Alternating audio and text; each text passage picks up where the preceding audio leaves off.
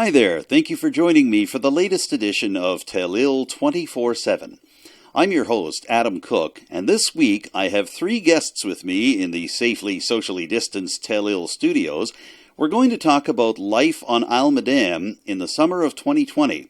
And of course, this summer is far different than any of us could have predicted on New Year's Day 2020. So we're going to take a couple of minutes to talk about the economic, community, and overall social impacts of COVID-19 on Isle Madame, Richmond County, and the Strait area in general. Let's take a look at that conversation right now. Anybody that lives or works on Isle Madame will tell you that this is not a typical summer. So I've decided to convene a panel of people who are deeply involved not only in the business community in Isle Madame, but also in the way that we live our daily lives in this community. And we're going to talk a little bit about how things are different this summer and what that's meant in terms of just trying to keep things rolling along day by day and even moment by moment. So I'm pleased to welcome to our Telile studios Shauna Austin, who is the owner-operator of the Clarestone Inn here in Arishat. Lisa Boudreau is the managing director of La Goulette à Pepe Cafe. And we're pleased to have back in our Telile studios Bob Martel, who is here tonight as the Commodore for the Isle Madame Boat Club. Thank you, all of you, for coming in. Thank you for having us. All right. Thank you. Pleasure to have you all.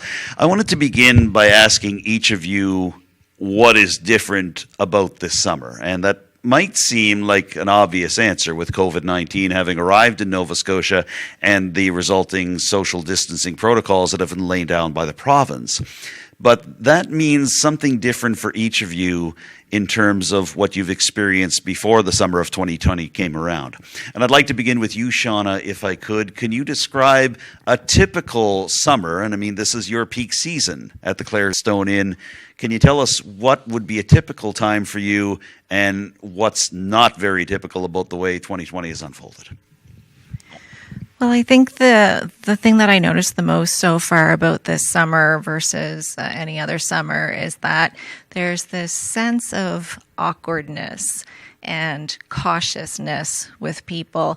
So as Maritimers or Nova Scotians, we are naturally very warm and welcoming, and we probably invade personal space way too often, but now it's sanitize your hands, stay behind the barrier, don't touch this pen, you don't have to sign this, you're checked in, and have fun. So we've lost that warmth a little bit. And the ability to, conversations are shorter now with guests because of that awkwardness. So that, other than the business level, which is lower this year, of course, that's the biggest change that I see. I want to ask you a quick follow-up question on that, just in terms of being able to basically operate the inn. What have you and your staff had to do? And for that matter, are you able to take on as many staff as you would have had at other summers? I applied for a summer student, but was not granted one due to funding, apparently. So that was disappointing. I only have one full-time in the summer, and I don't plan on having any others at this point unless it gets busier. In terms of operating the business, we have had to enhance our sanitizing procedures for the rooms and for the common areas. We've had to put in one-way traffic signs for the main inn, so you go up one staircase and down the back staircase to minimize that contact.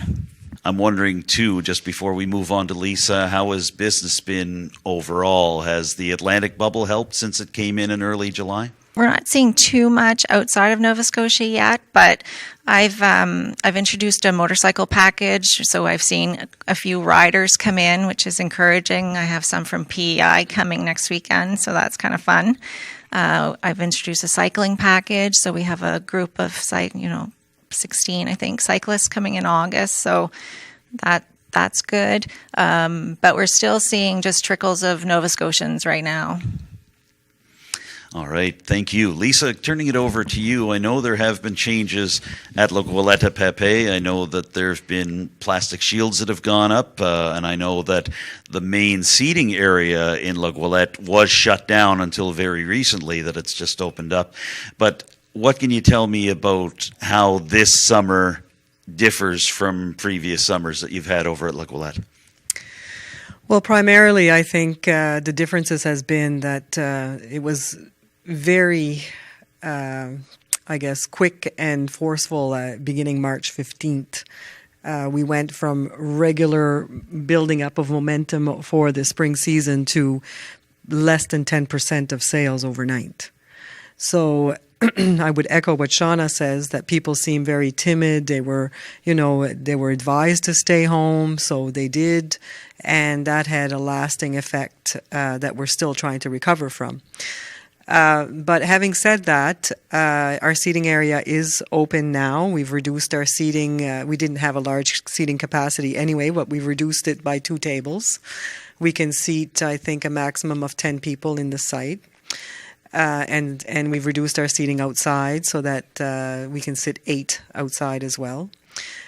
We have, as you said, put the shield in place, and we've also bought a fair amount of cleaning products to begin the process of ensuring that the site was considered deemed clean. Trained the staff somewhat, wrote policies and procedures for them so that it could be safe and that they could understand. What we found interesting was that the information for that type of environment really did not come from those that we pay a licensing fee to be able to run a food safety establishment. So it was interesting that it came from a sort of an outside group of restaurants that was, I guess, a non-for-profit association.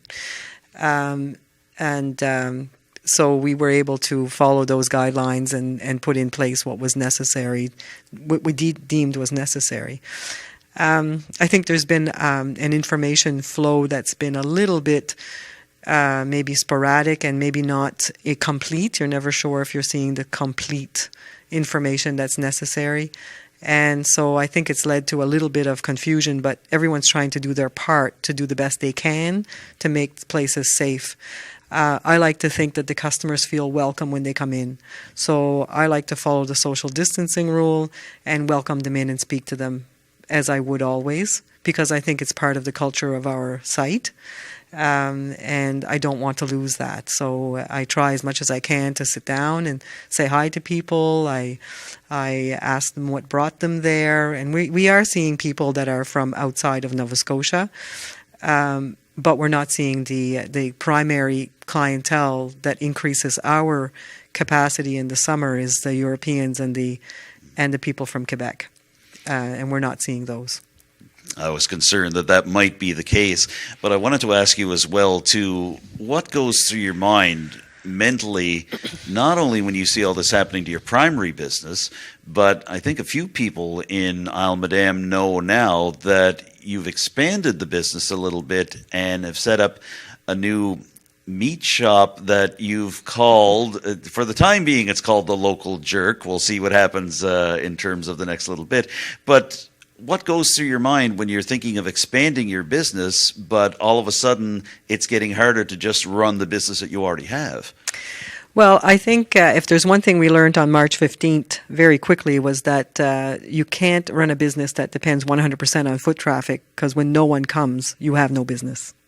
So I think we see a lot of small businesses, not just ours, that have opened up an e-commerce or an online ordering menu, that have tried to make things a little streamlined things so that people could pre-order and not have to wait. They could prepay and just pick up. We could do curbside pickup. We've done delivery like a lot of others. But the idea behind the Local Jerk was something we've been working on for some time. But it became very evident that we needed to have a back door to sales, that we needed to be able to order online in a more impactful way and maybe do a little bit of wholesale as well. And so that's the idea, is to just try to pick up a little market share that makes the place profitable. We're very fortunate that we are able to to access the wage subsidy. So we were able to rehire most of the staff that we would have had. We're at 3.5 full-time versus 4 at the regular time. We did put our hours almost to normal, except for Sunday, which are just too hard to staff. We have less staff, but we had more people sharing positions to be able to cover Sundays. It's business as usual, but we're only at about 60% of normal capacity. So. I want to shift it over to the water now, and I'll bring in Bob Martel for the conversation. We have you here as the Commodore of the Isle Madame Boat Club, and same question to you, Bob. I want to ask, what is a typical summer like for the boat club in terms of the traffic you get in, but what is this summer like with everything that's been put in place? Well, things have changed dramatically for the boat club. It started off in March as we started to plan budgeting for, actually in February, we usually do our budget for the year, and then the whole thing had to be completely revised in March because it really didn't make sense. We quickly realized that 15% of our budget was going to evaporate from the lack of visitors, and no business can really look at that very positively, for sure. But the thing that has really struck us the most is the fact that the social atmosphere of the club is completely changed. How is that?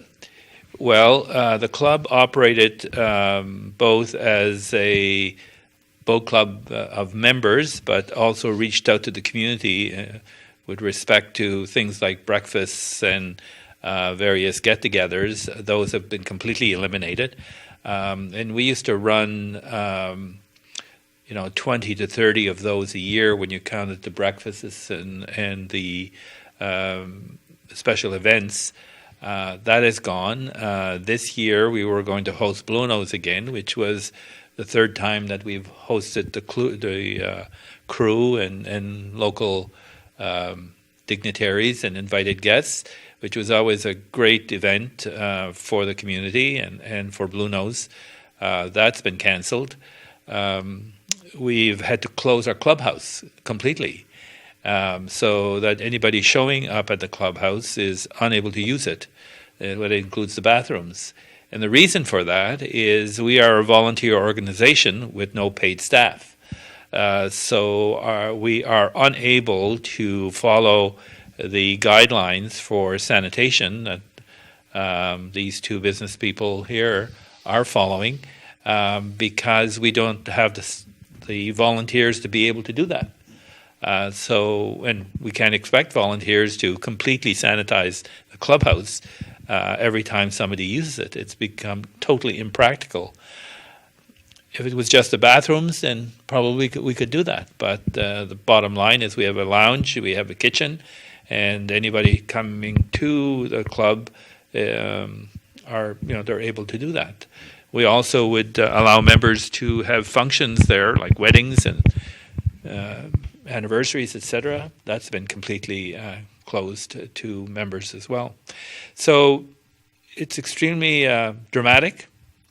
It is very difficult to even do things around the marina with respect to putting them in the boats. Everybody had to wear a mask.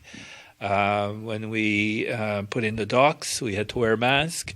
And I am interested to hear Shauna speak to this issue of the quality of the exchange has changed completely.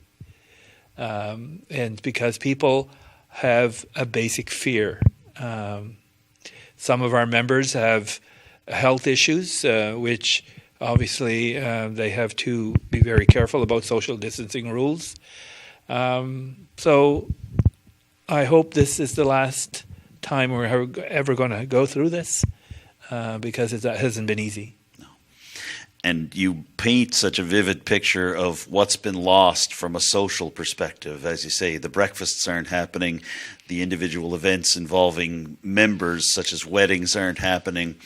And from a purely financial perspective, it's one thing to say that you aren't getting the boat traffic in and you're losing revenue there, but you're not even being able to get the opportunity to rebuild some of that revenue with some of these social events. So it's a no-win situation either way. And the only way that we could cope with that is, say, revise the budget and cut expenses. Any planning that we had with respect to projects all went out the window because we have to survive. We have fixed costs that have to be met.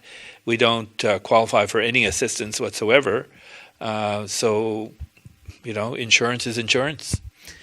I want to ask you quickly, just before we tackle another topic here.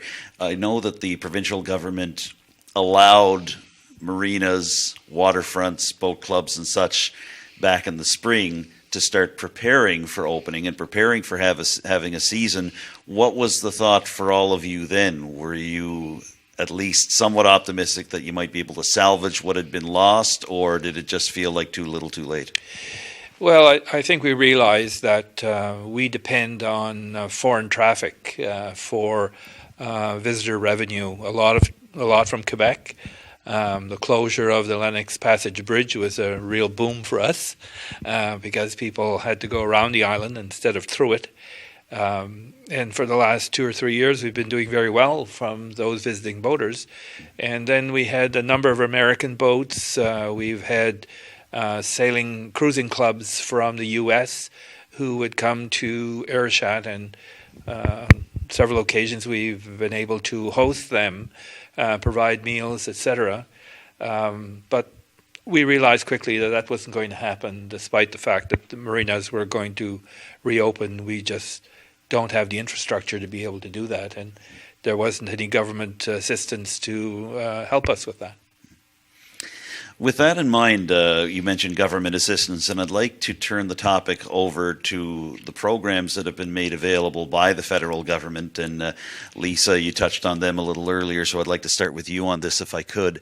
The CERB benefit program, but also the wage subsidy program that had come into effect back in March when the height of the pandemic really started to kick in.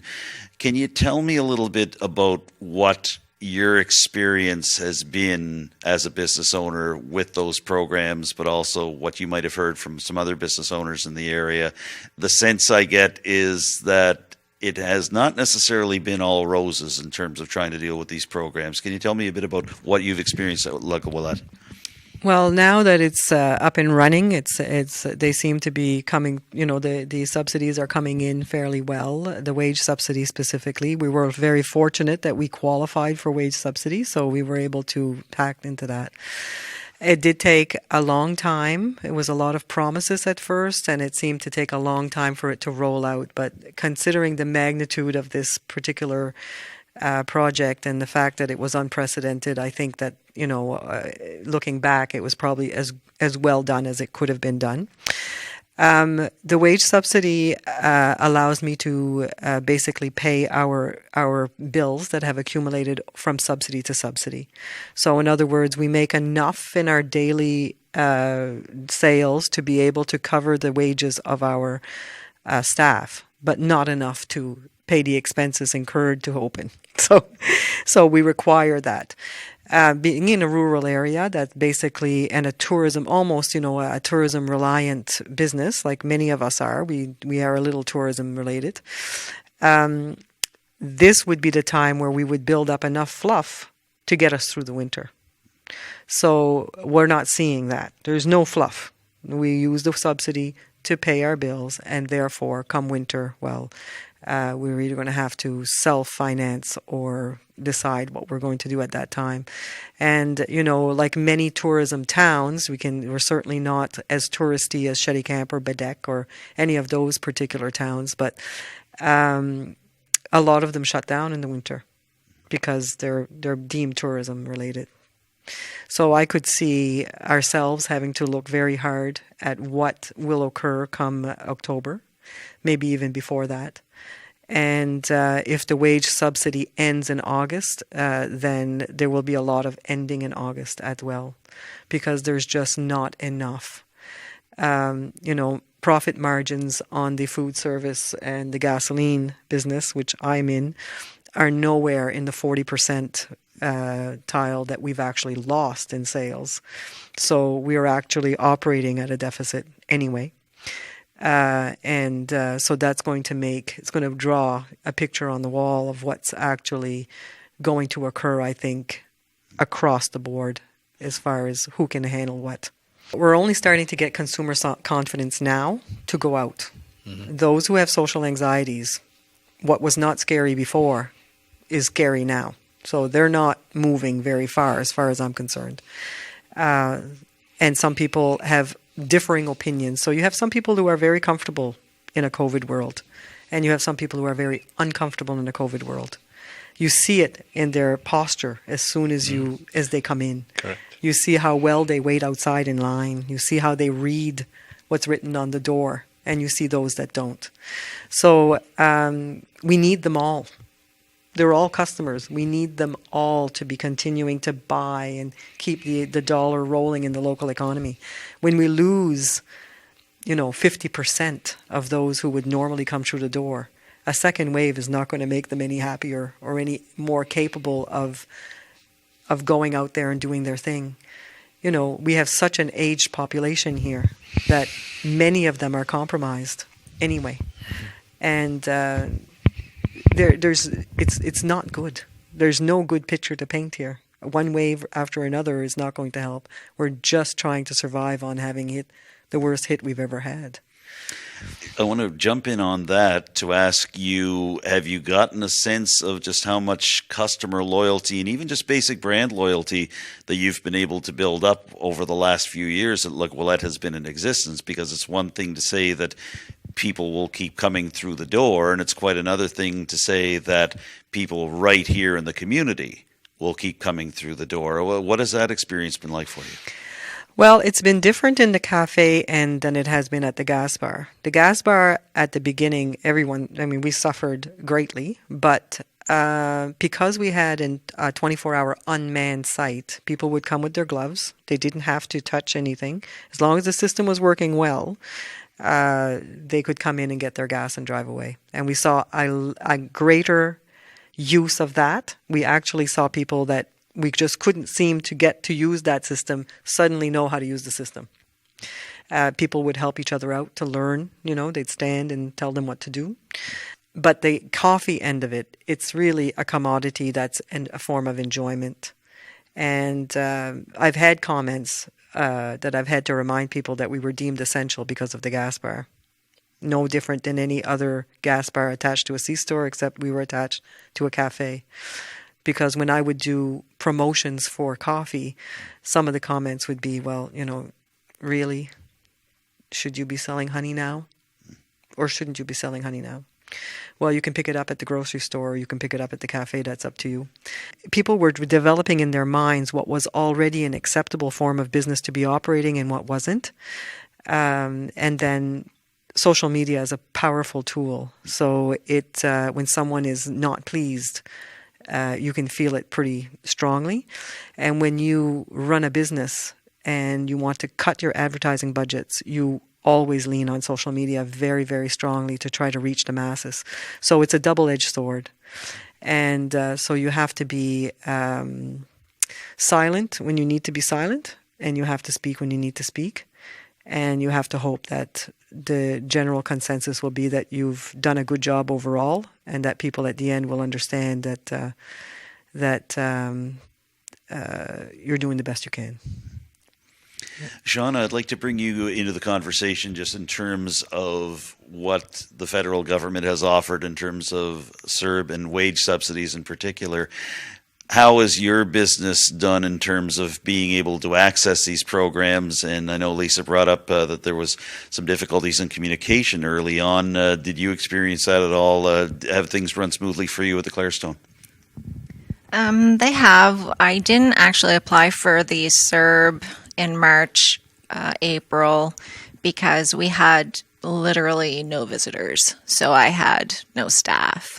And the staff that I did have is seasonal staff, so they were already on EI So there was no real benefit in getting them back full time without knowing what the end game was for the inn, because there's still that 25% that we are paying plus the remittance portion of the salary. But when I did apply for it, it was quite an easy process, and the money came straight away, but it was later than Lisa's initial application. CERB, as a self-employed, I cannot pay myself and then do the wage subsidy thing, which is unfortunate. But CERB, I do qualify for CERB, so I'm still able to feed my children, which is nice. And the government also has a $40,000 emergency loan, which I qualified for.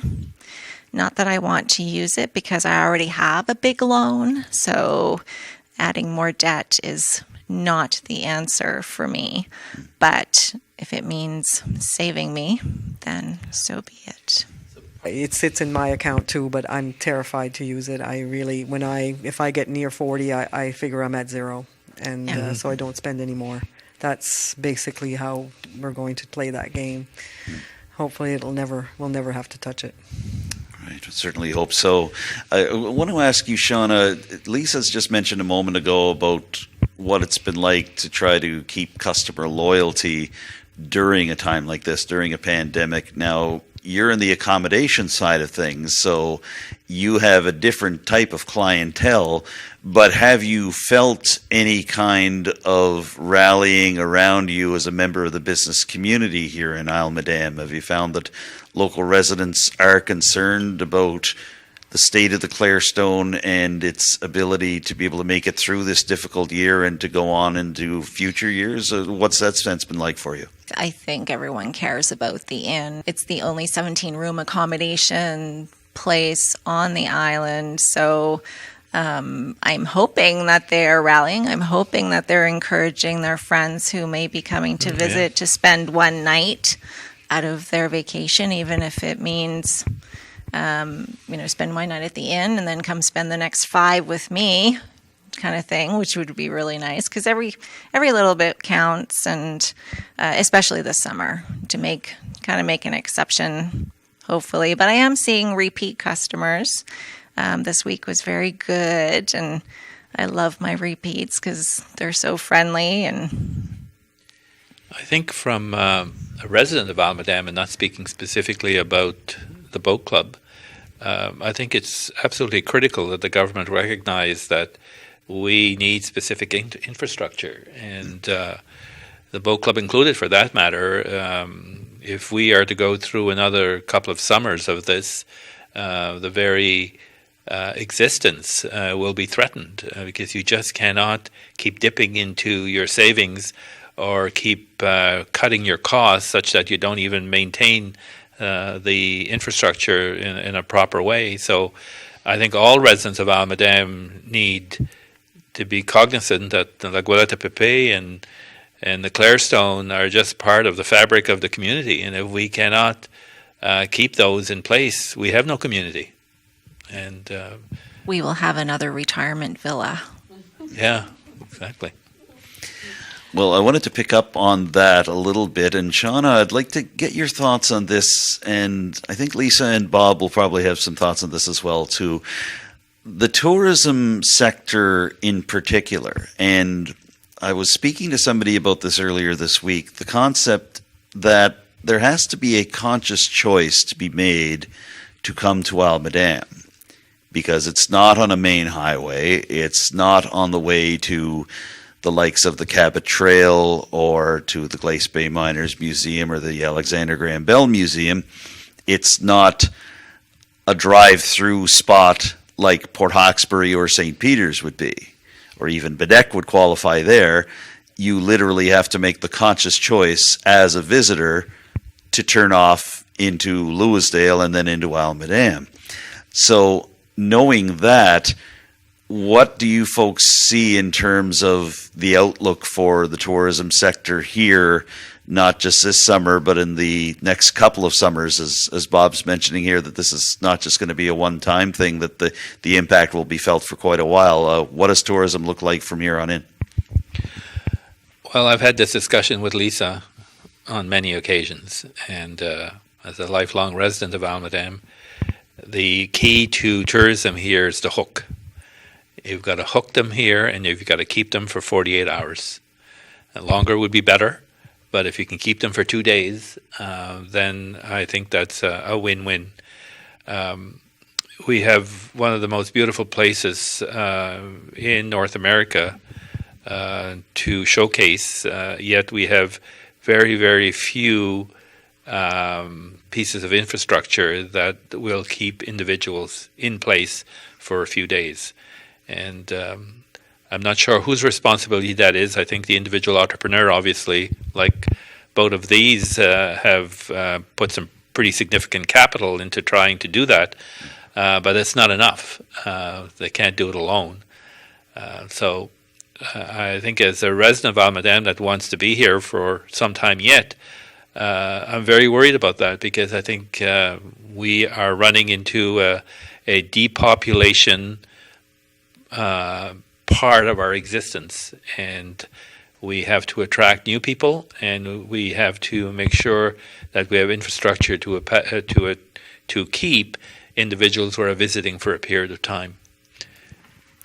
Lisa, Shauna, your thoughts?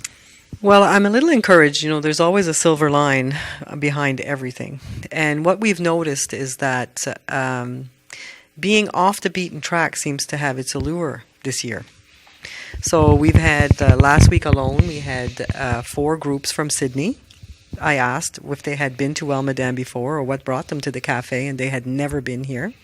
One lady mentioned that she often drives to New Glasgow, because I think she has a sister that lives there, and said she had never gone to Almadam, so decided she was going to pull off and come see. There was a young couple sitting on the deck, and I asked them where they were from. They said Sydney. They spoke French. One was from Prince Edward Island, and the other was from Newfoundland, both Acadians. And I thought it was very interesting that we had the 3 provinces represented on the deck that day. I sit on the board of Destination Cape Breton, so it's been a while that I've been sort of chirping, you know. We always use visuals of, you know, the Cabot Trail as the anchor, and Badek is a good place to be, and Chetty Camp is the mecca for small communities that have that niche market. But we can only send so many people in Badek, and when they turn away, you know, hundreds of people a night in accommodations and food service industry because they can't accommodate it, are we really doing those visitors justice when we have places that are underutilized? So they've... This year, I was really happy with the competition between communities, and I was really thrilled with the fact that Almadam actually won Louisbourg for sending influencers here. So we had Davy and Sky, and we had A for Adventure that came and filmed. They went to places like the VIPI Lodge that is so under-recognized for their greatness that they do there, and I think they were thrilled in having the both of them film from their place. They actually mentioned that on their blurb on CBC this week. Yes, oh, that's great. See, yeah. And so those people have been in business for probably 33 years, primarily, taking care of a European market. But when this happens and no one comes, all of a sudden they have no clientele. So it's really nice. And people from St. Peter's noted on that post that they had no idea that these people existed. So I think that that's very interesting and very good. And I think that people, when they look to spend money, they want to spend it somewhere that they've never been before. It's nice to know that they're considering coming to Almadam. And, you know, it takes a lot of them, but one at a time. Sean, are you seeing that over at the Clarestone? I know the Premier has really been promoting the idea of staycations within Nova Scotia. New Brunswick, the neighboring province, is actually offering rebates and discounts for those from the province that are vacationing in other parts of the province. Are you getting the sense that there is traffic from different parts of Nova Scotia coming to the Clarestone for the first time? Yes, there is, and some of them were actually because of the posts that were made on social media from Davy and Sky, particularly of that drone shot of Jamborans or West Ayrshire, the islands. They come looking for those islands, which is nice. But once they get here, they're really astounded by how beautiful it is, and they almost can't believe that. Why is this such a hidden gem? Why didn't we know about this place? In July, we have a special promotion that if you book Sunday to Wednesday, your second night is free because we want them to stay 2 days. It's important. They arrive at between 3 and 5. They go out to eat, and the next day they're gone. Sometimes they don't even go around the island. I've seen that before. It makes me very sad. So they do need a good 2-day stay. And I've had quite a few take advantage of that, and they've been very happy. Well, I'm glad to see that, and all this comes at good timing, because I understand, asking the two of you to put on your hats with the Alma-Dam Tourism and Trade Association, that we are going to see some activity soon. I understand the Visitor Information Center is about to open. Can you folks tell us a little bit about what exactly is happening in terms of the next stage of the tourist season here in Alma-Dam? Well, we're speaking for the Alma-Dam Tourism and Trade Association. Unfortunately, we did not get a student. No. So we have no bodies to man an information center. My understanding is that the VIC in St. Peter's is not opening, as it was municipally funded and they had no money for tourism in their budget. So they're trying to work around that. I think the village and the canal is giving maybe free rent to that space, and trying to see if they can't, within the local maybe student population, find someone who could work from there and pass out information as well. But they've had a long time standing employee who's very, very good at her job, and that's a real person who's out a position. So I think some of those things need to be revisited at some point. The VIC, the provincial VICs have just opened. So the one in Port Hastings is open. I'm not sure how that works there yet. I still didn't make a visit. But we should be taking our promotional material there and seeing what we can get from that. It's all new, and we have to navigate it as well as we can and do the best we can. As an association with no student and a bunch of volunteers, there's very little that we can get done. A lot of us are business people, and we're running our own businesses as well, and that's our main focus right now. I think if I could just add to that is that a lot of the businesses on the island, we're very fortunate because we promote Alma-Dam like crazy to our people. Our staff, same thing. I know that if you go to the groundswell, you're going to learn all about what to do on Alma-Dam. If you stop in at the Corner Bridge store, they're going to go tell you where you can go for a walk, where you can get beach glass, where you can go surfing. I think the businesses have really... We are all individual tourist bureaus on the island for each other. So I that's what we're going to have to do this year. Is really ramp that up and make sure our staff know all of the great things about the island. Same thing with the boat club. When we had visiting boats, members would just drive them around, right? And introduce them, and many have come back because of that. They just were astounded at what there is here, and how, as you say, how well hidden it is. Every single person in Alma-Dam has the opportunity this summer to be a tourism ambassador. Right. Yeah. Mm-hmm. They can do that whether they're running a business or a community operation like the boat club or any such thing. It can happen. There's a lot, of course, that's coming down the pipe still. We still don't know what the fall will hold. There has been talk of a second wave. There has been talk about little wavelets of COVID-19. There's also been discussion that we basically have to learn to live with all of this. But as we're nearing the home stretch of this panel discussion, I want to ask each of you, what do you take away from all of this that you feel will help you and help your business or your organization or help the island in general post-pandemic? Is there anything you can take away from all this that could have a positive outcome in the years to come? We'll start with you, Shauna. Well, from a business point of view, I guess I'm just going to have 1 year's expenses in my bank account at all times. That would be comforting.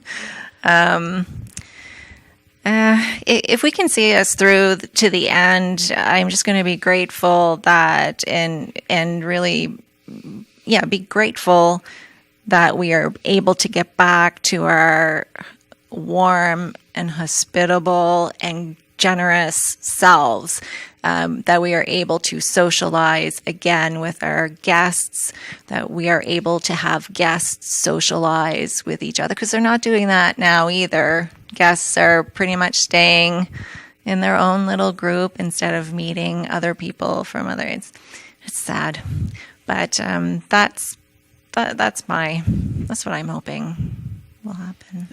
Lisa, same question.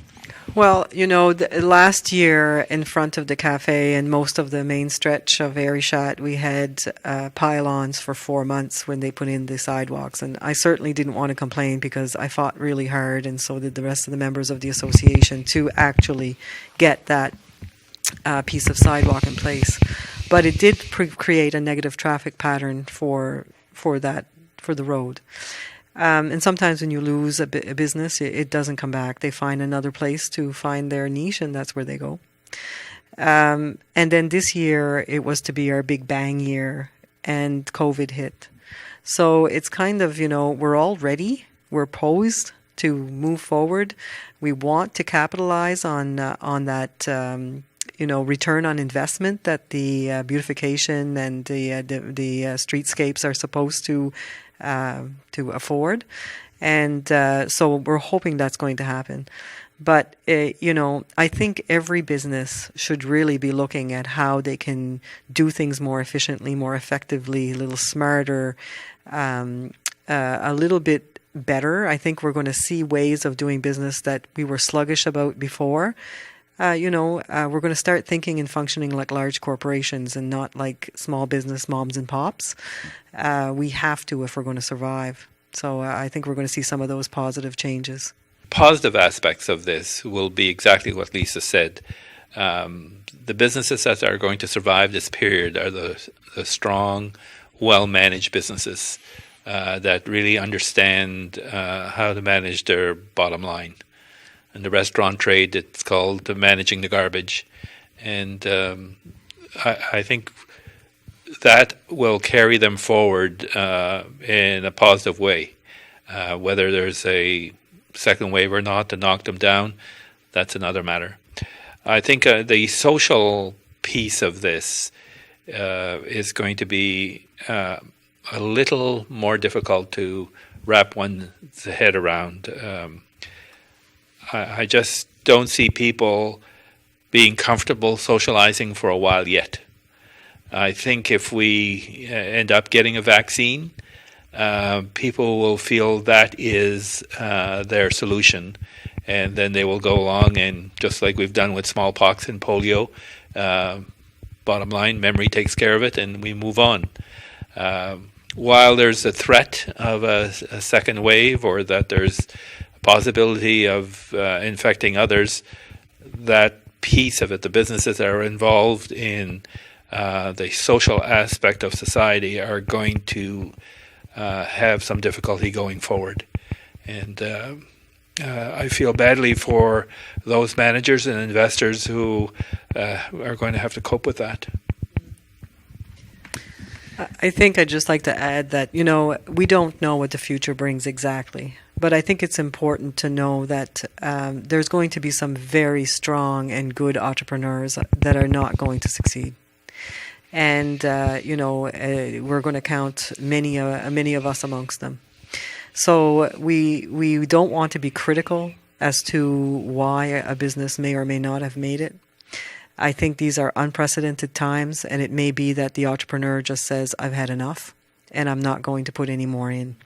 We've already had people that have walked away saying, I'm cutting my losses now because I don't see anything good coming. So, entrepreneurs by nature take risks, and without knowing what the returns will be. But I think there's a limit for everyone. And so to not be judgmental and to not say why a business succeeded or didn't succeed, it's going to be the palate of the individual and the temperature of the time. And that's what's going to to give that end result. Well, I want to thank each and every one of you for coming, and I want to thank you for tuning in to our panel. This is our Life on Alma Dam panel. We've been speaking with Bob Martel, the Commodore of the Alma Dam Boat Club. We've also been speaking to Lisa Boudreau, the Managing Director of La Goélette à Pépé, and Shauna Austin, the owner-operator of the Clarestone Inn in Arichat. And that wraps up this week's edition of Telile 24/7. I'd like to thank you all for joining us. I hope you've enjoyed the conversation we've just had and maybe even learned a thing or two. I'd also like to thank our panelists for joining us this week to talk about life in Isle Madame in the summer of 2020, Shauna Austin, Lisa Boudreau, and Bob Martel. And a special thank you to my colleagues at Telile Community Television, Becky Boroneau, Nick Boudreau, and Cora LeBlanc, for not only doing such a great job on shooting and editing this particular panel discussion, but also making sure that the Telile studios were safe and that we could all properly socially distance as we talked. If you have any ideas for future episodes of Telile 24/7, you can always get in touch with us. You can contact me directly. The number is 902-625-8863. You can also email me. The address is adamjrcook@gmail.com. And you can also get in touch with the Telile studio directly. That number is 902-226-1928. And you can follow Telile on social media. We're on Facebook, Twitter, and Instagram. And if you go to Telile's YouTube channel, you'll be able to find every single episode of Telile 24/7, including this one. And you can check out individual interviews, panel discussions, and short pieces from Telile 24/7, as well as a lot of great local programming that my friends at Telile have been putting together over the past couple of months and the past few years. For now, I'm Adam Cook. Thank you very much for joining us for this week's edition of Telile 24/7. Look forward to seeing you again very soon.